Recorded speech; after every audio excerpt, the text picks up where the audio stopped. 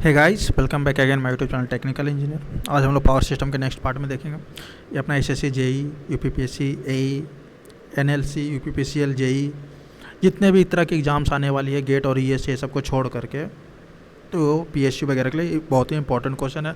कुछ कुछ होता है जो डायरेक्ट याद करने वाले क्वेश्चन है, कुछ कुछ का जो है समझ रहे हो ना लेवल, उस तरह की लेवल के, वो सारे लेवल में एक कंफर्टेबल होगा, चाहे वो स्टेट पीएसयू हो, स्टेट की इलेक्ट्रिसिटी बोर्ड हो, या फिर कोई भी जूनियर इंजीनियर का एग्ज़ाम हो। इसमें हम लोग और भी तरह तरह के क्वेश्चन देखेंगे। अभी हम लोग क्या काम क्या है, प्रीवियस ईयर को हम लोग जितना जल्दी सॉल्व करा सकें, ठीक है। और जो नेक्स्ट वाले में होगा, कुछ दिन में हम लोग टेस्ट लेने वाले हैं, power system, machine and non tech का कुछ कुछ रहेगा, ठीक है। तो ऑनलाइन होगा, वीडियो पे ही होगा। आपको आंसर मेरे को ईमेल कर देना है, कैसे भी कर देना, मैंने उसे चेक करके आंसर की से मैच करा के आपको रैंक शो कर देंगे मैंने यूट्यूब पे, ठीक है। चलिए फिर यहाँ फर्स्ट क्वेश्चन बोला गया, furnace used for a cremation use. तो पहले ये होता है क्या, क्रीमेशन जो होता है एक तरह का अवन होता है, जो कि जनरली बॉडी वगैरह जो होती है ना शमशान घाट में, उसे जलाने के लिए यूज़ होता है। उस तरह के फर्नेस को हम लोग ये बोलते हैं। तो उसमें कौन सी हीटिंग होती है, तो ये होता है सी, रेजिस्टेंस हीटिंग, ओके।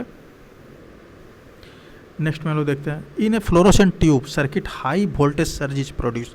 देखिए जो ट्यूबलाइट होती है घर पे ना, उसमें एक स्टार्टिंग में मेरे को बहुत ही ज़्यादा वोल्टेज की ज़रूरत होती है, एक सर्ज वोल्टेज की ज़रूरत है जो शॉर्ट टाइम के लिए हो, लेकिन हाई अमाउंट ऑफ मैग्नीट्यूड हो उसका। तब क्यों ऐसा किया जाता है, जो ट्यूबलाइट होती है ना उसके अंदर आयोनाइज गैस रहती है, तो उसको मतलब गैस होती है ना, तो उसे हम लोग आयोनाइज करने के लिए एक हाई वोल्टेज की ज़रूरत होती है, ठीक है। तो राइट आंसर इज डी, चौक। नेक्स्ट की बात करें जाए, the capacitance measure between any two core of a 3 core cable with the sheath earthed is 3 micro farad. The capacitance per phase बोला गया, ये कोई केबल है जिसमें आर वाई वी एस है, तो इन दोनों का कैपेसिटेंस और शीथ एंड कंडक्टर के बीच में भी कैपेसिटेंस 3 दिया गया। अब बोला फेज, इसे आप लोग निकाल के मेरे को आंसर कर दीजिएगा कमेंट में, ठीक है। सिंपल है, पैरेलल सीरीज का खेल है, देखते खेल पाते हो या नहीं, ठीक है। नेक्स्ट में आते हैं, in an insulated cable having core diameter d and मतलब small d and overall diameter is D, the ratio of maximum to minimum dielectric stage is. देखिए अगर डायलेक्ट्रिक स्टेज का फार्मूला नहीं पता तो हाथ पैर मारने से कोई फ़ायदा नहीं, छोड़कर निकल जाओ, दूसरे क्वेश्चन में लग जाओ। यही सब बेनिफिशियल किसके लिए, डिप्लोमा वाले स्टूडेंट के लिए। उन लोगों को क्वेश्चन डायरेक्ट पढ़ाया जाता है, अच्छे तरह से पढ़ाया जाता है, मतलब कि इस तरह के सिलेबस है उनके पे, ठीक है। तो चलिए हम लोग देखते हैं इसको कैसे सॉल्व किया जाएगा। तो डायलेक्ट्रिक स्टेज का फार्मूला क्या होता है मेरा, इसे हम लोग डिनोट करते हैं जी मैक्स से। इसका सिंपल होता है वी वाई, अगर हम R L N R Y R, ये मेरा क्या है जी मैक्स डायलेक्ट्रिक स्ट्रेंथ। और जी मिनिमम क्या होता है, कुछ नहीं होता, जो मेरा आउटर वाले होता है उसका ले लिया जाता है, capital R L N R Y R. अब बोला मैक्सिमम बाई मिनिमम, डिवाइड कर दिए, कैंसिल तो 1/r डिवाइड 1 कैपिटल आर, इसको हम लिख सकते हैं आर वाई आर, इसे हम लिख सकते हैं capital D Y small D, ठीक है। तो इसका राइट आंसर हो जाएगा अपना C, capital D Y D, ठीक है। कोई दिक्कत, चलिए नेक्स्ट में हम लोग मूव करते हैं। बोला कि two logic capacitor with the equal capacitance values, दो लॉजिक कैपेसिटर है जिसका कैपेसिटेंस का वैल्यू सेम दिया गया, एंड पावर फैक्टर मतलब कॉस फाई दे दिया गया 0.1 0.02, and the combination is supplied from a sinusoidal voltage source, the power factor of the combination.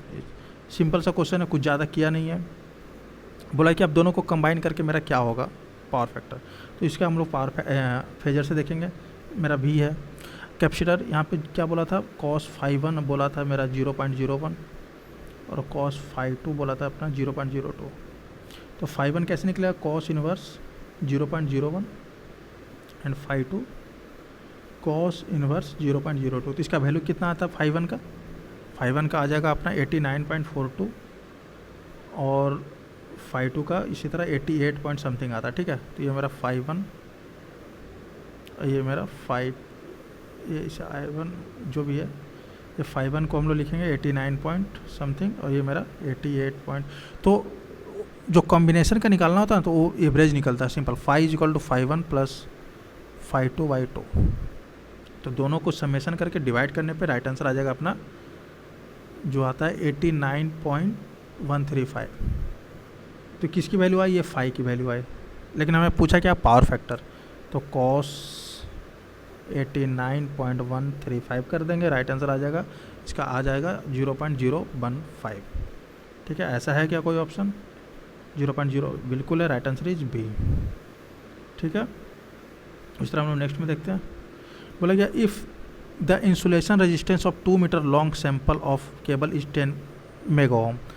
ठीक है, then 8 metre long sample of the, बोला ये 2 मीटर लॉन्ग जो भी एक केबल है उसका जो रेजिस्टेंस है 10 मेगा ओम है, तो 8 मीटर का कितना होगा। सिंपल सी बात है, कुछ ज़्यादा क्या नहीं है, निकालते हैं इसे हम लोग। इंसुलेशन रेजिस्टेंस का एक फार्मूला होता है, ठीक है, ये ए भी एक आर है, लेकिन इसे हम आर इज इक्वल टू, ये होता है अपना रो 2 पाई एल।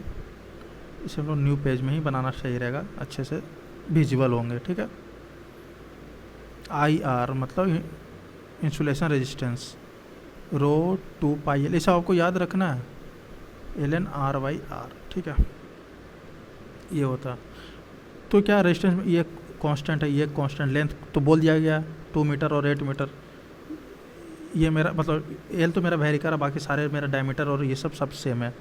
ठीक है, तो यहाँ से हम लोग लिख सकते हैं आर वन मतलब insulation resistance of R one is inversely proportional to L one. यहाँ एल वन अगर मान लिया जाए, आर टू 1/L2 फॉर दूसरे के लिए, तो मेरा क्या बोला गया R2 निकालना है, तो हम ऐसे कर सकते हैं R1/R2 is equal to L2/L1।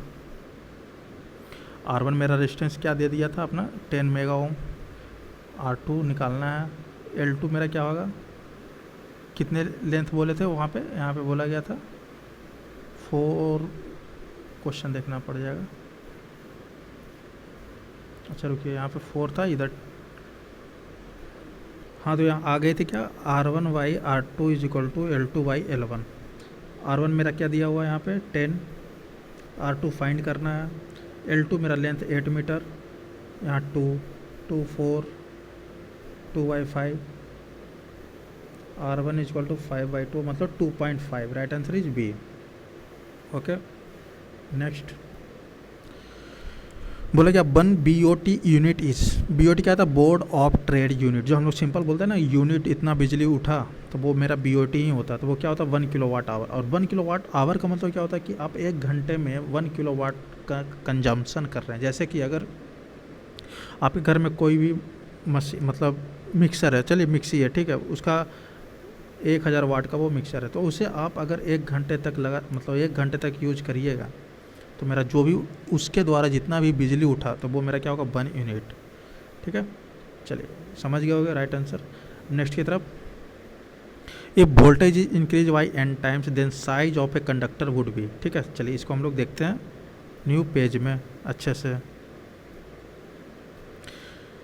बोला कि वोल्टेज को अगर हम लोग n टाइम्स बढ़ा दें, है ना, तो मेरा एरिया मतलब साइज पे क्या होगा।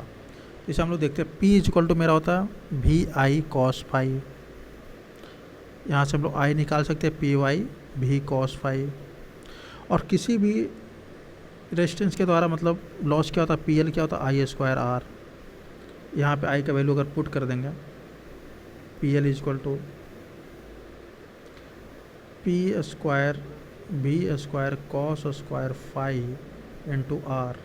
यहाँ से 1/R का वैल्यू अगर निकाला जाए तो P² हम लोग इसीलिए कर रहे हैं कि रिलेशन बन जाए अपना वॉल्यूम वोल्टेज में और मेरा एरिया में। ठीक है, P² PL V² cos² phi.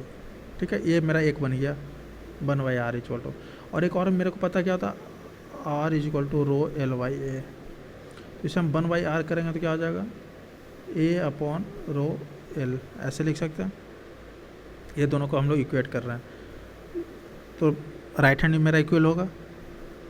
तो यहाँ से हम लोग देख सकते हैं A is inversely proportional to, देखिए ये सब मेरे अगर हम सिर्फ वोल्टेज के रिस्पेक्ट में देख रहे हैं, बाकी सबको कांस्टेंट, क्योंकि मेरा क्या बोला वोल्टेज को चेंज करने पे एरिया क्या होगा, तो बाकी सबको हम लोग कांस्टेंट लेंगे।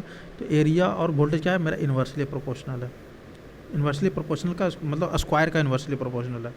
तो अगर हम लोग n टाइम्स करेंगे तो मेरा क्या हो जाएगा 1/n² टाइम्स चेंज होगा। तो ऐसा कोई ऑप्शन था, बिल्कुल था, right answer is D. Okay, चलिए नेक्स्ट में हम लोग देखते हैं 42। बोला गया क्या, a wire placed on the top of transmission line acts as a. ठीक है, सिंपल क्वेश्चन है, आप लोग देखेंगे ट्रांसमिशन लाइन जैसे जा रहा 3, तो एक ऊपर जाता है, वो क्या रहता है, वो एज ए ग्राउंड वायर होता है।